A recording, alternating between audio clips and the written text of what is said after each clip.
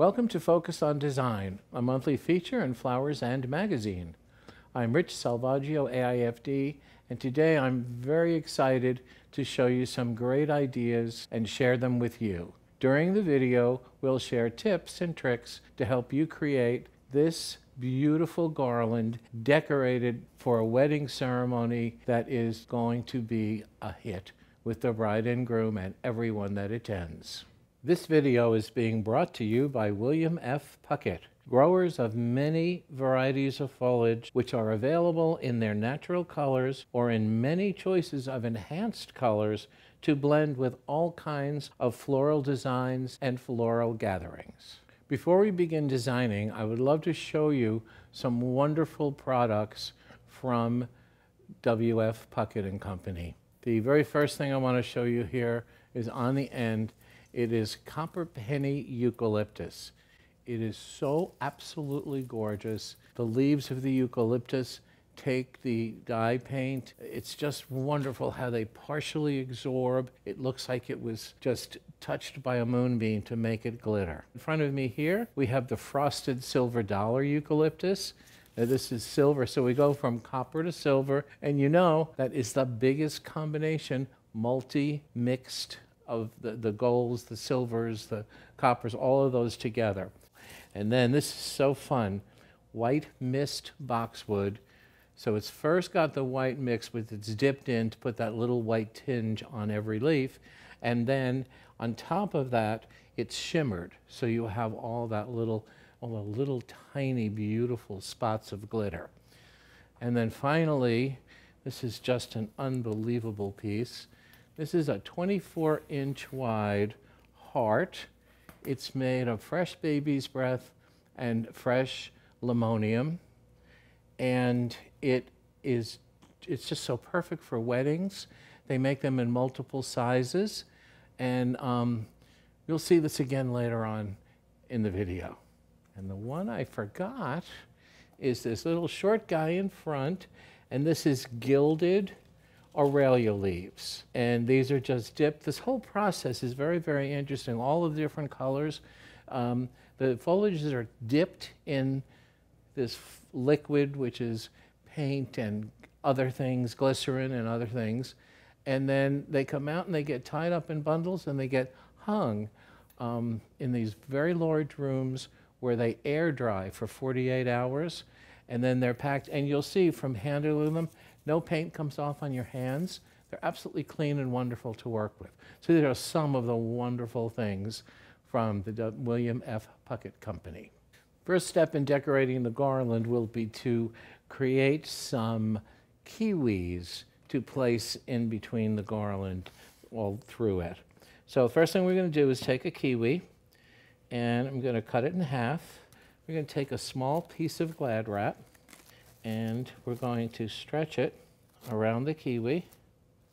We're going to pull it back tight, and then we're going to twist it as tight as we can. Then we're going to take some bind wire and wrap it around, and then we're going to twist that bind wire so it cannot come loose. I'm going to tie it real tight, and then we're going to take off that extra saran wrap because it's not pretty, and that's what we're left with. In addition to these little bundles we're doing roses and Queen Anne's lace. We're going to bundle these together to put them into the garland once we hang it on the fireplace. And all we're going to do is just make a couple of twists, and then with the excess wire there, bind wire, we'll go ahead and we'll tie that into the garland. So we're going to take one stem of roses and two. We've also made small bundles of mini callas and baby's breath and limonium. So those will be other things we decorate the garland with. I want to teach you one of the best tricks I ever learned in my time in the industry. When you have garland, if you're putting it on a fireplace, if you're doing it at a reception, if you're doing it at head tables, if you're making a long feasting table, no matter what you're doing, it's really hard once you make the garland to figure out where the center point is, where you put the left end, where you make the swoop. Even on a fireplace, it's hard. And And let's face it, Garland is heavy and really difficult to manage. So this is a little trick I learned. First thing you do when you get to the reception, you bring some old ribbon, and I'm going to work on a fireplace in a few minutes. So I measured my fireplace. There's the left side of my fireplace, there's the middle, and there's the right. And they say L, M, and R. Then the extending piece of ribbon, which was really easy and light, that's the length on the one side, and this is the length on this side. So all you have to do is take one end of your garland, cut it for the floor on the left, bring it up to the top, bend it over the mantel, down to the other side, and it's all measured out for you. And then, if you lay the ribbon on top of it, you know your exact middle center to start decorating it. You don't have to guess where the middle of the mantel is. It's right there. And that's how you start. That's the easiest way to do it. You will love doing it that way. So as you can see, once you have the garland over the fireplace and you've hung that beautiful wreath above it, and then we've put in our water tubed roses and little garland pieces that we made and little groupings of flowers. And we also put the kiwis wrapped up, and they will absolutely last you quite a while. So we're going to put in one more calla there, and I think we need another one back in here. And then the candles are lit, and you're all set for your party.